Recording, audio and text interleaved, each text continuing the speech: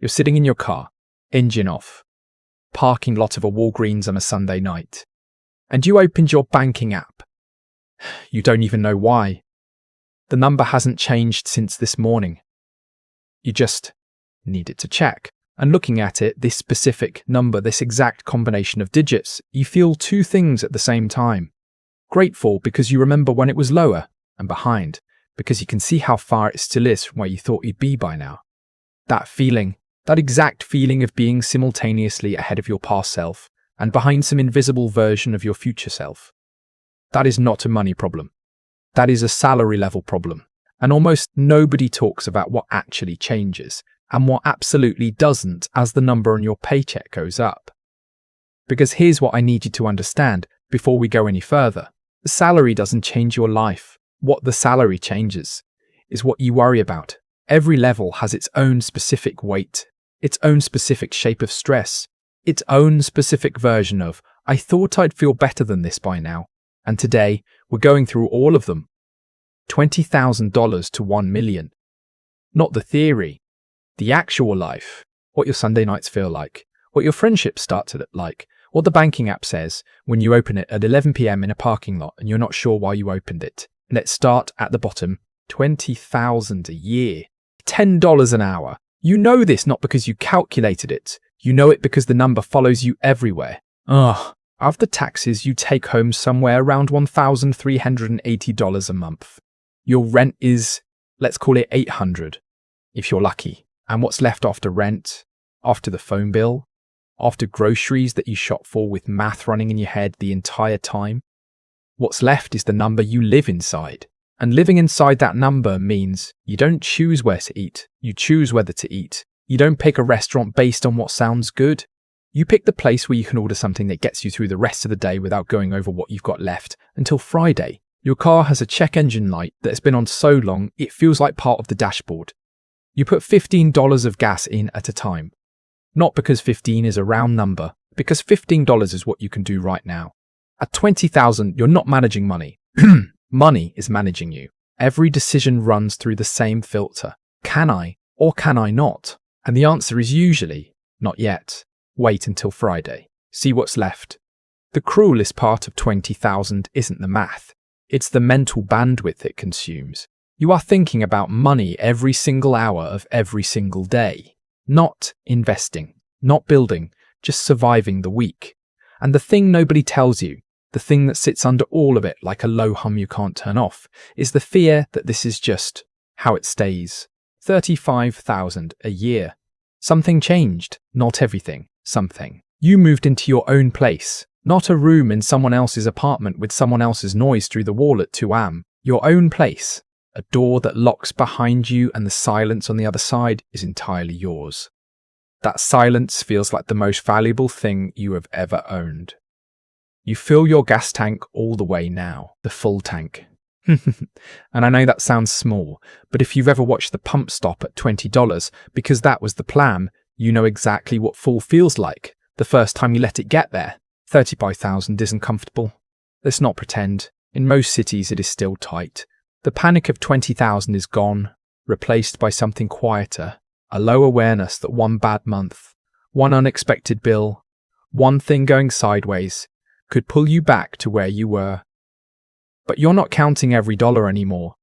You're counting every week, and for the first time in a long time, you start looking forward. Not just at the next paycheck, at next year, at what might be possible. That looking forward, that tiny sliver of mental space for something other than today's math is worth more than the extra money itself. And if this is already making you think about your own number, hit subscribe. Every week, Sam breaks down the stuff about money that nobody ever actually explained. Okay, back to it. 50,000 a year. You did everything right. Degree, real job, direct deposit every 2 weeks, and somehow, right feels ordinary. Your fridge is full. Your bills are paid.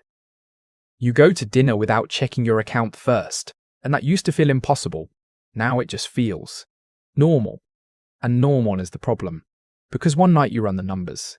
50,000, same raises, same trajectory, 30 years, and the number at the end of that projection is survivable.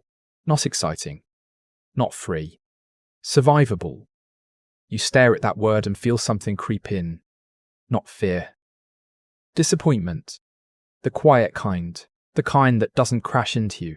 It seeps in through a window you can't find. And then you find out, by accident, the worst way, that your co-worker doing the same job in the next department makes 80,000, same hours, different number. And the gap between 50 and 80,000 isn't just $30,000. It's a different apartment, a different car, a different kind of Sunday night. 50,000 is the mirror. You can see exactly where you are and exactly where you're not, both at the same time. And sitting in the middle of that view is one of the most uncomfortable places on the entire scale. 75,000. Something shifts. Not in the account, in your mornings. You wake up and money is not the first thought anymore. It's there, still present. But it's not leading. For the first time in your adult life, you think about what you want before you think about what you can afford. You book a flight without waiting for a sale. You buy groceries without adding it up in your head while you put things in the cart. Small shifts. But to someone who remembers 20,000, they feel enormous. People start calling you successful. And you don't correct them, but the word feels borrowed, like a jacket that fits but isn't yours. Because you can see 100,000 from here, and 75 still feels like the waiting room, the gap between you and some of your older friends is showing now. Not in arguments, in silences, in the things you stop mentioning because talking about the apartment upgrade to someone still renting a room feels like speaking a language they didn't ask to hear. You don't pull away, the altitude does it for you. But here's what 75,000 actually gives you. The noise gets quiet, and in that quiet, for the first time, you can actually hear yourself. And if you're watching this trying to figure out how to actually get through that door, subscribe. That's exactly what this channel is for. New video every week. Keep going. 100,000. 6 figures. The number everyone is chasing. You thought crossing it would feel like arriving somewhere. Ugh, it doesn't. It feels like walking through a door into a room bigger than you expected, with more doors you didn't know existed. Taxes take more than you imagined.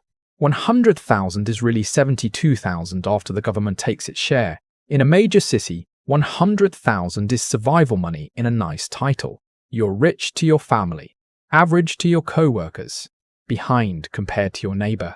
The number means everything and nothing depending on who's looking, and everyone suddenly has an opinion about it. Family members call with ideas, friends pitch things.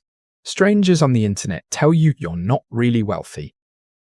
The moment you hit 6 figures, everyone knows what you should do with a number they've never held. You stop telling people what you make, not from humility.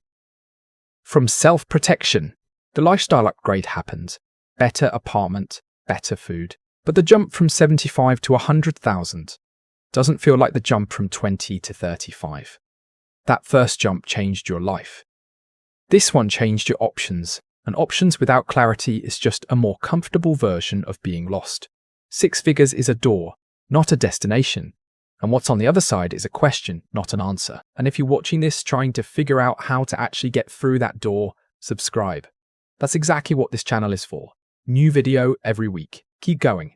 150,000. Life changes visibly, not dramatically. Visibly. The apartment is nicer. The car is newer. The vacations are real. Not just long weekends driving somewhere close because you couldn't afford the flight. But the biggest change isn't material, it's social. You stop relating to conversations about money stress. Not because you don't care, because you forgot what it actually feels like. And that forgetting creates distance you don't notice until someone reminds you. A friend asks to borrow money. The amount is nothing to you. It's everything to them. You say yes without thinking. They say thank you in a way that carries weight you weren't expecting. That gap isn't financial, it's experiential. You live in different worlds now. Same city, same streets, different math. At 150,000, money stops being the conversation. It becomes the silence between conversations nobody has anymore. And for the first time, you start measuring life differently. Not in paychecks, in freedom. Could I leave this job without panic? Could I take a month off? Could I say no to the thing that drains me? The answer at 150 is, almost, Not yet, but almost. 250,000. Different world, different problems, different language. You talk about tax optimization, not tax refunds. Asset allocation, not savings accounts. Your accountant costs more than your first car. Dinners where nobody checks the bill. Weekends where the cheap option never comes up, not because anyone is showing off, because cost stopped being a variable in the equation. You stopped explaining your financial life to people who don't live at this altitude. Not arrogance. Accuracy. The language doesn't translate. When you say my tax situation is complicated to someone at 35,000, their eyes change. Not judgment. Distance. The same distance you felt looking up from 20,000. Now someone else is looking up at you with that same expression, and you understand both sides, which makes it lonelier, not less. The higher the salary, the smaller the circle.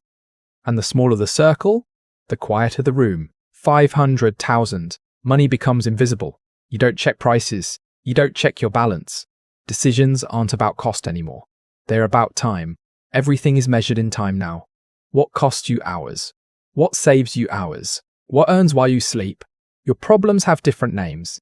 Estate planning, trust structures, capital gains. Words that didn't exist in your vocabulary at 20,000. You didn't choose to learn them.